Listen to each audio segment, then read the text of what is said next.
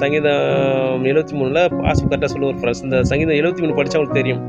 அப்போது கிறிஸ்தவ வாழ்க்கைனா அப்போ என்ன பிரதர் என்ன சொல்ல வாரீங்க? அப்போது கிறிஸ்தவர் உண்மைத்தமாக வாழ்ந்தால் நமக்கு போராட்டம், வியாதி, பாடு, உபத்திரம், துன்பம், துயரம் அதிகமாக இருக்குமா? அப்போ அது கிறிஸ்தவ வாழ்க்கையே இல்லையே. அது எனக்கு வேணாம் சொல்லிட்டு இப்படி தான் நிறைய பேர் போயிடறாங்க ஃப்ரெண்ட்ஸ். ஆனால் உண்மையாகவே பாடுகள், உபத்திரம், துன்பம் வழியாக போகிறது தான் உண்மையான கிறிஸ்தவ வாழ்க்கை. அவர்கள் தான் அந்த நிலைமையிலும் நம்ம என்ன பண்ணுவோம்? உண்மை உத்தமெல்லாம் மத்திய 13 பார்த்தீங்கன்னா நல்ல நிலத்தில் விழுந்த விதைகள் தான் 30, 60, 100 பலன் கொடுப்பாங்க. அப்போ உபத்திரம், பாடு, துன்பம் எது வந்தாலும் நம்ம நினச்சிருப்போம் ஃப்ரெண்ட்ஸ். அப்போது கிறிஸ்தவ ஒவ்வொரு உண்மைத்தமாக வாயிற ஒவ்வொரு கிறிஸ்தவர்களும் பாடல் உபத்திரம் வழியாக தான் போவாங்க. அப்படி தான் போகணும்.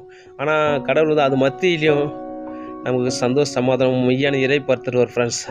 அது மத்தியிலையும் நம்ம அந்த போராட்ட பாடல் உபத்திரம் மத்தியிலும் நம்ம சந்தோஷமாக வாய கர்த்தர் கடவுள் தான் நமக்கு உதவி செய்வார் ஃப்ரெண்ட்ஸ். இதுதான் பெரிய இந்த வசத்தோட அர்த்தம். அதனால் எல்லா கிறிஸ்தவர்கள் நண்பர்களும் நான் தயவாக கேட்டுக்கிறது என்னென்னா, காசோ பணமோ பங்களா வீடோ காரு பெரிய வசதியோ வாய்ப்போ அதுதான் அப்போ தான் கூட கடவுள் கூட இருக்கிறான்னு நீங்கள் தப்பாக நினச்சிங்கன்னா நீங்கள் மனம் திரும்புங்க.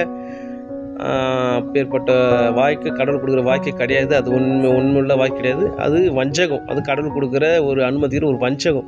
அதில் பிரியப்பட்டீங்கன்னா நீங்கள் மாட்டிக்கிங்க ஃப்ரெண்ட்ஸ். நித்திய ஆக்கின்னு தயவுசெய்து ஒரு ரெக்வஸ்ட்டு கேட்குறேன் ஃப்ரெண்ட்ஸ். நம்ம என்ன பண்ணணும்? நம்ம உண்மையுள்ள நேர்மையுள்ள வாழணும். நம்ம தேவைக்கு கடவுள் கண்டிப்பாக உணவு, உடை, உறவினை தருவார். அப்போது நாங்கள் வசதி வாய்ப்பாக இருக்கக்கூடாதா? அப்போது நான் ஒரு ஓனராக இருக்கக்கூடாதா அப்படின்னு இருக்கலாம் ஃப்ரெண்ட்ஸ், இருக்கலாம். ஆனால் நம்ம அப்படியும் நம்ம எளிமையாக தான் வாழணும். நம்ம வருகிற வருமானங்களில் அதிக காசு பணம் வந்துச்சு நம்ம அநேகருக்கு உதவி செய்யணும். நம்ம எளிமையாக தான் வாழணும் ஃப்ரெண்ட்ஸ், நேர்மையாக தான் வாழணும் ஃப்ரெண்ட்ஸ். அப்போ இவங்க பார்த்தோன்னா அதான் சொல்கிறேன், லாட்ரி சீட்டில் 10 லட்சம் அடிச்சிச்சு. கடவுள் இப்படி கொடுத்தா இருப்பாருங்க. நான் அன்றைக்கி நைட்டு ஃபுல்லாக உபவாசம் பண்ணி ஜெபம் பண்ணோம். கடவுள் 10 லட்சம் கூட கொடுத்தார். அது உண்மையான ஆசைப்படுவோம் ஃப்ரெண்ட்ஸ். உழைச்சி கஷ்டப்பட்டு உழைச்சி ஒரு ரூபா தான் நிரந்தரம் ஃப்ரெண்ட்ஸ். ஓசில் வர 1 கோடி நிரந்தரம் இல்லை ஃப்ரெண்ட்ஸ். புரிஞ்சுக்கிங்க. இப்போ அநீதியாக வருகிற எல்லா ஆசீர்வாதங்களும் அது ஆண்டு கொடுக்கல, பிசாசு கொடுக்கறது, அதுதான் வஞ்சகம். அப்போ நம்ம உண்மைத்தமாக நேர்மையாக வாழும்போது ஒரு வசனம் கூட இருக்குது ஃப்ரெண்ட்ஸ். துன்மார்க்கின் செல்வ திரைச்சை பார்க்கணும், நீதிமான் என்னுடைய கொஞ்சம் நல்லது சொல்லிட்டு ஒரு வசனம் இருக்குது ஃப்ரெண்ட்ஸ்.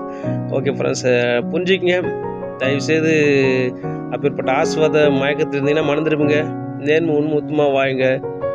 ஓகே ஃப்ரெண்ட்ஸ், இந்த தாட்ஸ் பிரயோஜனமாக நம்புகிறேன். Okay friends, bye friends. Make a nice day. God bless you. Bye friends, bye.